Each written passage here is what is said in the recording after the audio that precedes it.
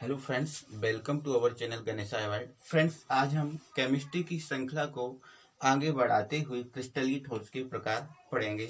जैसा कि आपको पता है फ्रेंड्स, हमने पिछली वीडियो में ठोस प्रावस्था सॉलिड स्टेट क्या होती है एंड इसके प्रकार क्या होते हैं। सॉलिड स्टेट मतलब ठोस कितने टाइप के होते हैं ये हमने पढ़ लिया था। क्रिस्टलीय ठोस और अक्रिस्टलीय ठोस और इनकी कैरेक्टरिस्टिक हमने देख ली थी। तो आगे हम कंटिन्यू करते हैं और पढ़ेंगे टाइप्स ऑफ क्रिस्टलाइन सॉलिड। यदि क्रिस्टलीय ठोस के प्रकार की बात करें फ्रेंड्स, तो क्रिस्टलीय ठोस 4 टाइप के होते हैं, जिसमें पहला होता है आयनिक क्रिस्टल। अब आयनिक क्रिस्टल क्या होता है, सबसे पहले हम इसको समझ लेते हैं। तो आयनिक क्रिस्टल ऐसा क्रिस्टल होता है जो अवयवी कणों मतलब जिसमें जो अवयवी कण होते हैं धनायन या ऋणायन होते हैं। इसका मतलब ये है फ्रेंड्स कि ये धनायनों मतलब आयनों से मिलकर बना होता है।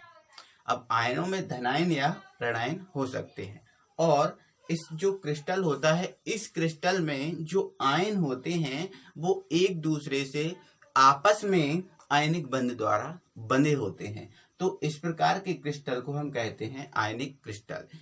तो ऐसा ठोस या ऐसा क्रिस्टल जिसमें अवयवी कण आयन धनायन या ऋणायन होते हैं और ये आपस में एक दूसरे से आयनिक बंध द्वारा बंधे होते हैं, उसे कहते हैं फ्रेंड्स हम आयनिक क्रिस्टल। अगर आयनिक क्रिस्टल के एग्जाम्पल की बात की जाए तो इसमें एग्जाम्पल इस प्रकार के आएंगे फ्रेंड्स, जो आयोनाइजेशन हो पाए, मतलब जो आयनों में विभक्त हो पाए, इस प्रकार के इसके एग्जाम्पल होंगे। जैसा कि NaCl को हम विभक्त कर सकते हैं आयनों में, इसलिए आयनिक क्रिस्टल का उदाहरण हुआ। दूसरा एग्जाम्पल इसका KCl को भी हम आयनों में विभक्त कर सकते हैं, इसलिए KCl भी आयनिक क्रिस्टल का उदाहरण है। MgOH का होल ट्वाइस KCl हो गया फ्रेंड्स AgCl, AgBr, EtC। इस प्रकार से ये आयनिक क्रिस्टल के उदाहरण हुए। यहाँ पर मैंने 4-5 एग्जाम्पल लिखे हैं, आप इस प्रकार से और भी एग्जाम्पल लिख सकते हैं जिसका आयोनाइजेशन हो पाए, मतलब जो आयनों में विभक्त हो जाए उसको अपन बोलते हैं आयनिक क्रिस्टल। इस प्रकार के क्रिस्टल की कुछ विशेषताएं होती हैं। वो विशेषताएं ये हैं फ्रेंड्स कि जो आयनिक क्रिस्टल होता है इसमें अवयवी कण आयन होते हैं। पहली विशेषता ये हुई कि इसमें अवयवी कण आयन होते हैं। दूसरी विशेषता फ्रेंड्स इसकी ये है कि इसमें आयनिक बंध पाया जाता है। तीसरी विशेषता फ्रेंड्स ये है कि इनके गलनांक क्वथनांक के मान उच्च होते हैं। अगली विशेषता फ्रेंड्स इसकी ये है कि ये विषम दैशिक होते हैं। अब विषम दैशिक क्यों होते हैं, आपको पता है ये क्रिस्टलीय ठोस के प्रकार हैं और क्रिस्टलीय ठोस आपको पता है विषम दैशिक होते हैं। तो क्रिस्टलीय ठोस के प्रकार होने के कारण ये भी कैसे होते हैं फ्रेंड्स, विषम दैशिक। अगली विशेषता फ्रेंड्स ये है इसकी कि इसमें क्रिस्टलीय सममितता पाई जाती है। अब क्रिस्टलीय सममितता का मतलब क्या है फ्रेंड्स, मैंने आपको पहले ही बता दिया था कि जो क्रिस्टलीय ठोस है इसमें जो अवयवी कण होते हैं वो नियमित क्रम में व्यवस्थित होते हैं। अब नियमित क्रम में व्यवस्थित होते हैं तो उसे ही बोलते हैं अपन क्रिस्टलीय सममितता, मतलब नियमित क्रम को ही अपन क्या कहेंगे, क्रिस्टलीय सममितता। तो इस प्रकार से ये हमारा आयनिक सॉलिड या आयनिक क्रिस्टल हुआ। नेक्स्ट हमारा क्रिस्टल है सहसंयोजक क्रिस्टल। सहसंयोजक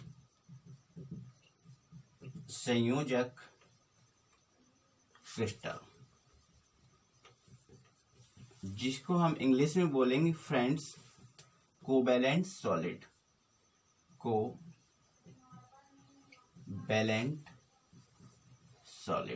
अगर अब हम कोवैलेंट सॉलिड या सहसंयोजक क्रिस्टल की बात करें तो सहसंयोजक क्रिस्टल ऐसा क्रिस्टल होता है जिसमें अवयवी कण जो अवयवी कण होते हैं वो परमाणु होते हैं। क्या होते हैं फ्रेंड्स, परमाणु, मतलब छोटे छोटे परमाणुओं से मिलकर ये क्रिस्टल तैयार होता है। अगर और फ्रेंड्स इसमें मतलब ये छोटे छोटे परमाणु से मिलकर ये क्रिस्टल तैयार होगा और इसमें फ्रेंड्स इस प्रकार का जो क्रिस्टल रहेगा उसमें सहसंयोजक बंध होगा। मतलब जो परमाणु आपस में सहसंयोजक बंध द्वारा आपस में जुड़े होंगे। और इस प्रकार के जो क्रिस्टल है इसकी विशेषता ये है कि इसमें जो अवयवी कण होते हैं वो परमाणु होते हैं। तो आइए इसके उदाहरण देखते हैं। इसके एग्जाम्पल हैं हीरा, ग्रेफाइट, सिलिका, SiO2। ये हमारा इंपॉर्टेंट एग्जाम्पल है, इसको हम बोलते हैं फ्रेंड्स सिलिका। नेक्स्ट एग्जाम्पल हमारा है सिलिकॉन कार्बाइड, SiC। इसको हम बोलते हैं फ्रेंड्स सिलिकॉन कार्बाइड। ये हमारे इसके एग्जाम्पल हुए हीरा, ग्रेफाइट, सिलिका, सिलिकॉन कार्बाइड। ये सहसंयोजक क्रिस्टल के एग्जाम्पल हुए। अब हम इसकी विशेषताओं की बात करें फ्रेंड्स, तो इसकी पहली विशेषता ये है कि इसमें जो अवयवी कण होते हैं वो परमाणु होते हैं। अगली विशेषता फ्रेंड्स इसकी ये है कि इसमें जो परमाणुओं के मध्य सहसंयोजक बंध पाया जाता है। नेक्स्ट विशेषता इसकी ये है कि इसके जो गलनांक क्वथनांक के मान होते हैं वो उच्च होते हैं। नेक्स्ट विशेषता ये है इसकी कि ये विषमदैशिक होते हैं। नेक्स्ट पॉइंट हमारा ये है कि इसमें क्रिस्टलीय संमितताएं पाई जाती हैं। मतलब विशेषताएं आपकी वही रहेंगी, सिर्फ आपकी दो विशेषताएं इसमें चेंज होंगी, जो होगी हमारी बंध वाली और एक अवयवी कणों वाली। तो जैसा कि हमने इसमें देखा था वैसे ही इसमें है, बस दो विशेषताएं हमारी चेंज हो रही हैं। इसके बाद हम आगे पढ़ेंगे तीसरा प्रकार, जो है पहला प्रकार है हमारा आणविक क्रिस्टल। ये आणविक क्रिस्टल, जिसको हम इंग्लिश में बोलते हैं मॉलिक्यूलर सॉलिड। Molecular solid. अगर हम मॉलिक्यूलर सॉलिड की बात करें तो ये मॉलिक्यूलर सॉलिड ऐसा सॉलिड होता है जिसमें जो अवयवी कण होते हैं वो अवयवी कण अणु होते हैं फ्रेंड्स। क्या होते हैं? अणु। और ये अणु आपस में एक दूसरे से आणविक बंध या हाइड्रोजन बंध या फिर वैन डर वाल्स बंध द्वारा आपस में जुड़े होते हैं। अगर इस प्रकार से कोई क्रिस्टल मिलता है तो वो हमारा क्रिस्टल होता है आणविक क्रिस्टल। तो एक बार फिर से देख लेते हैं। तो ऐसा क्रिस्टल जिसमें अवयवी कण क्या हो फ्रेंड्स? अणु हो, और इन अणुओं के मध्य आपस में जो बंध बने वो बंध कौन सा हो फ्रेंड्स? आणविक बंध। कौन सा बंध हो फ्रेंड्स? आणविक बंध। आणविक बंध। तो इस प्रकार से जो क्रिस्टल तैयार होगा उस क्रिस्टल को बोलेंगे फ्रेंड्स हम आणविक क्रिस्टल। अगर हम इस क्रिस्टल के एग्जाम्पल की बात करें तो इसके एग्जाम्पल होते हैं फ्रेंड्स ठोस CO2। जो ठोस CO2 रहेगी फ्रेंड्स वो हमारी रहेगी आणविक क्रिस्टल में। ठोस CO2, ठोस H2O जो जल होता है फ्रेंड्स ठोस, वह भी हमारा आणविक क्रिस्टल में आता है। नेक्स्ट एग्जाम्पल हमारा ये है कि ठोस अमोनिया मीन्स NH3, ये भी हमारा आणविक क्रिस्टल का एग्जाम्पल रहेगा। एक चीज आपको बता दे रहा हूँ फ्रेंड्स कि ये एग्जाम के पॉइंट ऑफ व्यू से वेरी IMP है, और आप यदि चाहें तो मैं जो पढ़ा रहा हूँ आप उसके नोट्स भी तैयार कर सकते हैं। यदि आप नोट्स तैयार कर लेते हैं तो आपको बाद में भी पढ़ने में फायदा रहेगा। नहीं तो आप क्या है कि कुछ चीजें हम भूल जाते हैं, हम सभी चीजें याद नहीं रख पाते हैं। अगर हम पढ़ते हैं वीडियो को देखकर तो सिर्फ हम 60-70% ही याद रख पाते हैं और वो ही कुछ दिन में भूल जाते हैं। यदि हम उसको लिख के रख लेते हैं तो वो हमारा 100% हो जाता है, और कभी हम भूल भी जाते हैं थोड़ी देर के लिए तो हम थोड़ा सा देख लेते हैं तो फिर से वो रिकॉल हो जाता है। तो इस प्रकार से मैं कहूँगा यदि आप नोट्स बनाएं तो बहुत अच्छा रहेगा फ्रेंड्स। तो आगे हम आणविक क्रिस्टल की विशेषताओं की बात करेंगे। तो आणविक क्रिस्टलों की जो विशेषता है वो विशेषता ये है कि इसमें जो अवयवी कण रहेंगे फ्रेंड्स वो क्या रहेंगे, अणु।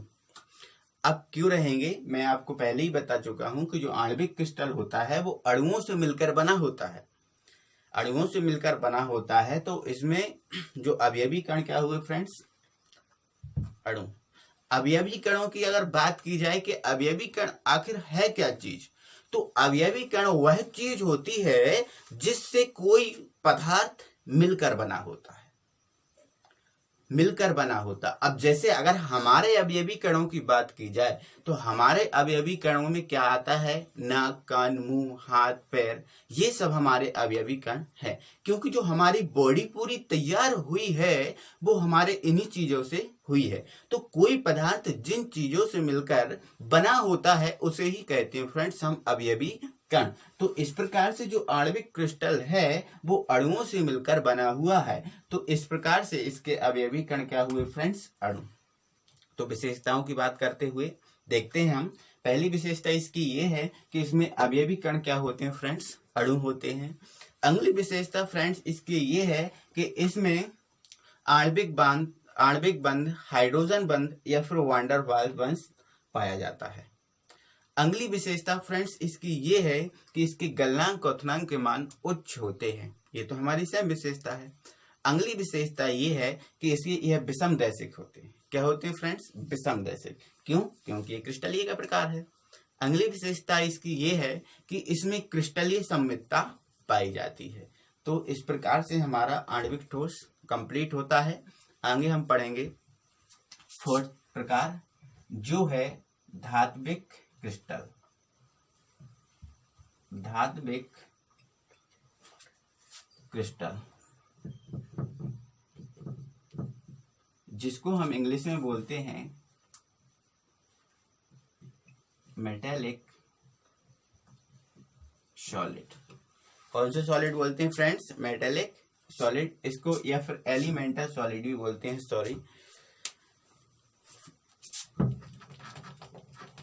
एक मिनट,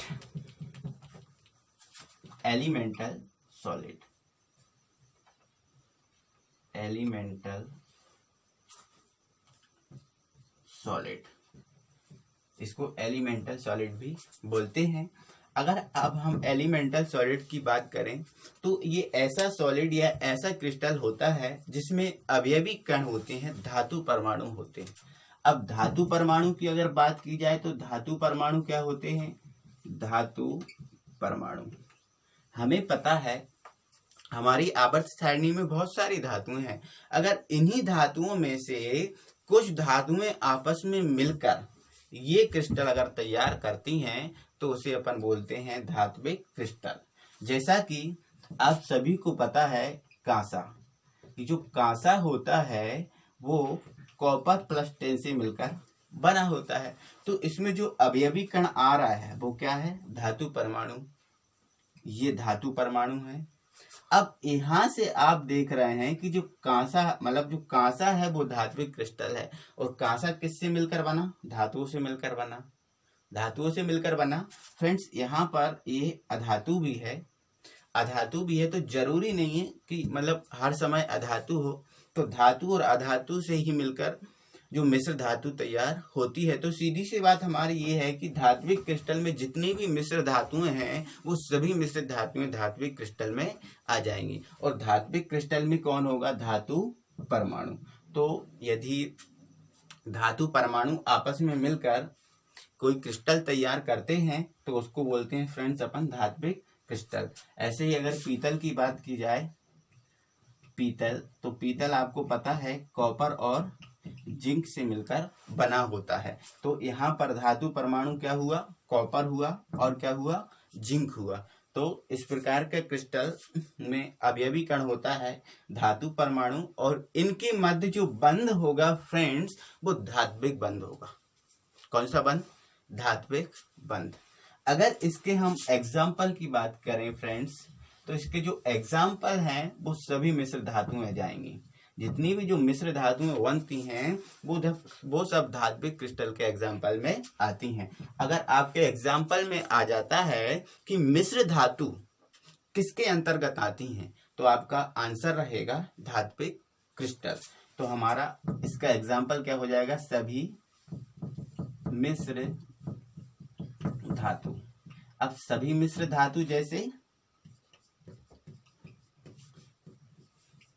पीतल हुआ, कांसा हुआ, स्टेनलेस स्टील हुआ, इस प्रकार से बहुत सारे हो जाएंगे। अगर हम इसकी विशेषताओं की बात करें फ्रेंड्स, तो हमारी पहली विशेषता ये है कि इसमें जो अवयवी कण होते हैं वो धातु परमाणु होते हैं। दूसरी विशेषता इसकी ये है कि इसमें धात्विक बंध पाया जाता है। तीसरी विशेषता हमारी सेम रहेगी, इसके गलनांक क्वथनांक के मान उच्च होते हैं। फोर्थ विशेषता भी हमारी सेम रहेगी, यह विषम दैशिक होते हैं। और फिफ्थ विशेषता भी हमारी सेम रहेगी, जो है कि इसमें क्रिस्टलीय सममितता पाई जाती है। इस प्रकार से फ्रेंड्स हमने आज टाइप्स ऑफ क्रिस्टलाइन सॉलिड देखे, जो 4 टाइप्स के होते हैं, जिसमें पहला मैं फिर से याद दिला दे रहा हूँ, पहला होता है आयनिक क्रिस्टल, दूसरा होता है फ्रेंड्स सहसंयोजक क्रिस्टल, तीसरा होता है आणविक क्रिस्टल और चौथा है हमारा धात्विक क्रिस्टल। इन सभी को हमने एग्जाम्पल और कैरेक्टरिस्टिक सहित समझा। इसके बाद आगे हम कल देखते हैं फ्रेंड्स। यदि वीडियो पसंद आई हो तो लाइक एंड सब्सक्राइब करना ना भूलें। Thank you very much.